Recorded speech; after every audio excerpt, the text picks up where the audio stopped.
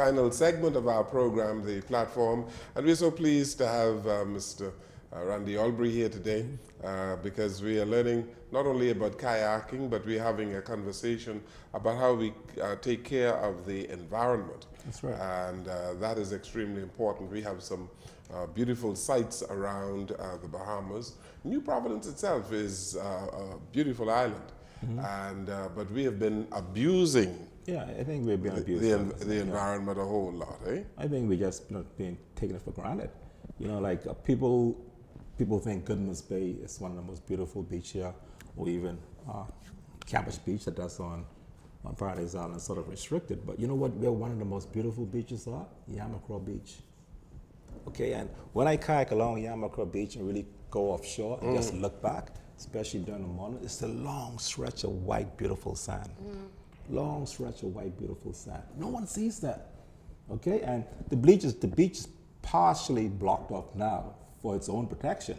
Because when it was, the police did that, which for good reason, because when it was wide open, people used to go there, and just the whole stretch of beach during the summer, people used to leave their garbage.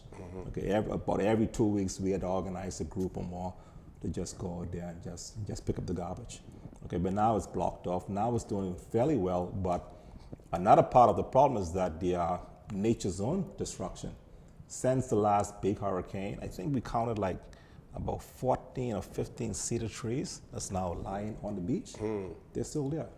They haven't been moved. Yes. Okay, and that's one reason why the casuarina trees shouldn't be on beaches and why they are an invasive species, because the root system, when a hurricane comes, they just rip up the beach, the rest of the sand get blown away, and they just tumble over.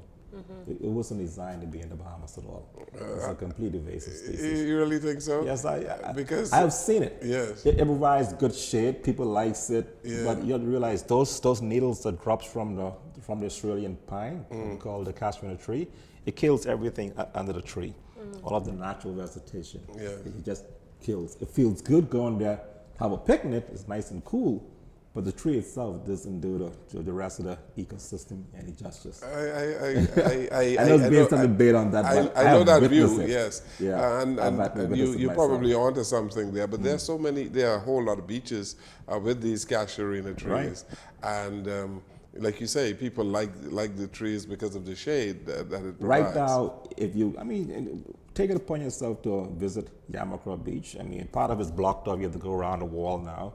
And you can see it looks like a bomb hit it, okay? Because because casuarina trees are lined off that's on the ground from the last big hurricane. From Hurricane Matthew. And I don't know whether they will ever be moved. So they're gonna stay lying there. Huge casuarina trees, probably over 50 years old easily.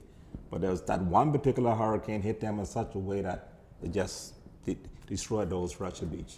You know, my father made his whole room out of casuarina tree. Did you see that?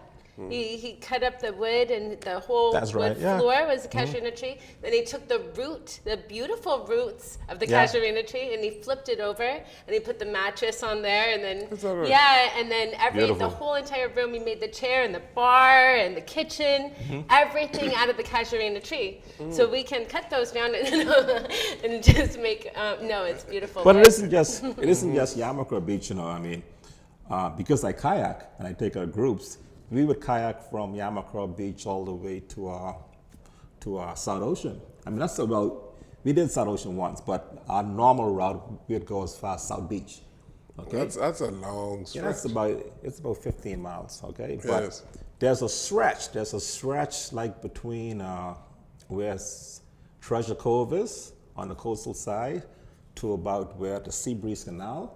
They just the whole beautiful beach is littered with casuarina trees that's on the ground. Oh, wow. Okay, and it just tears up the beach.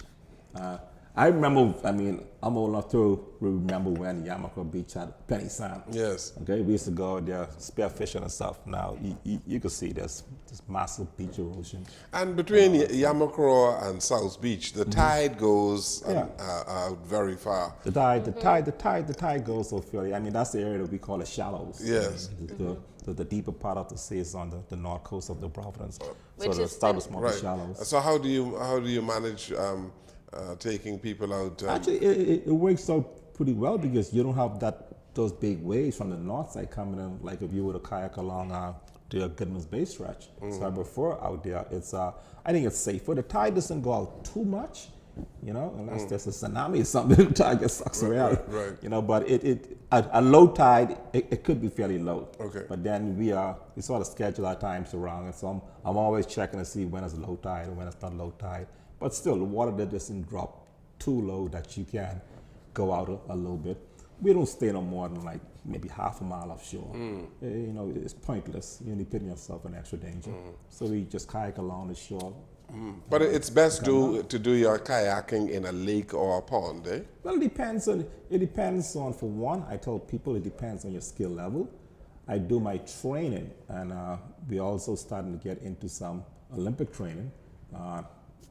Canoe and kayaking is one of the oldest sports of the Olympic movement.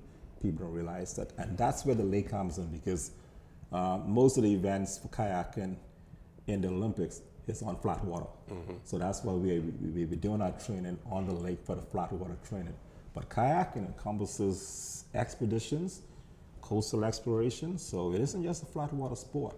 Okay, you have to be skilled to handle those waves and handle the surf and all that stuff. That's really where the excitement comes from many times. Being able to go out there with a little surf and being able to handle it. You really know this business. You've been in it for how long?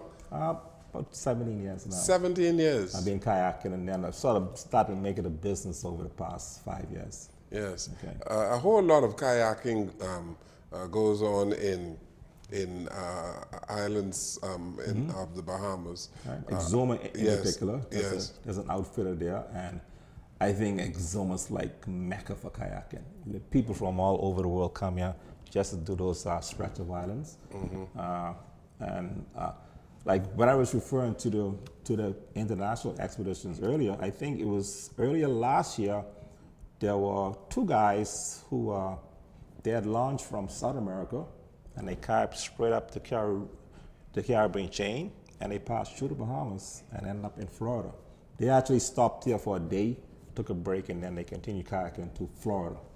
You know, as a kayak. As I hear you speak, and I think about my travels through the Bahamas.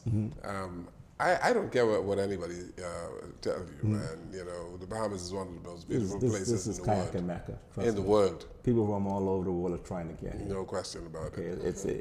It's a Mecca. You know, you go through the Exuma Keys, the Abaco Keys. Yes. It is absolutely. I mean, that's my dream, is to be able eventually in my lifetime be able to kayak from around all of the islands. To go down to Auckland, go down to Nygard.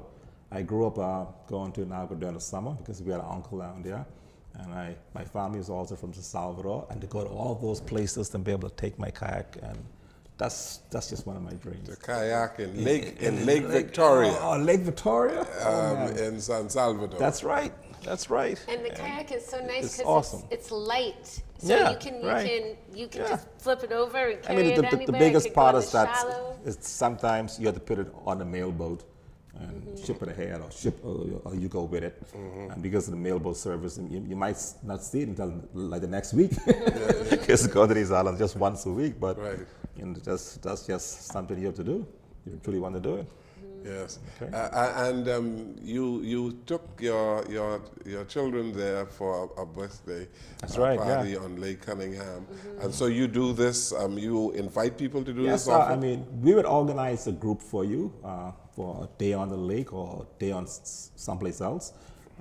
So we've had some church groups, we've had community groups, special groups, and we invite people to come, put a group together, approach me, and we'll try to organize a program based on your group and based on your needs.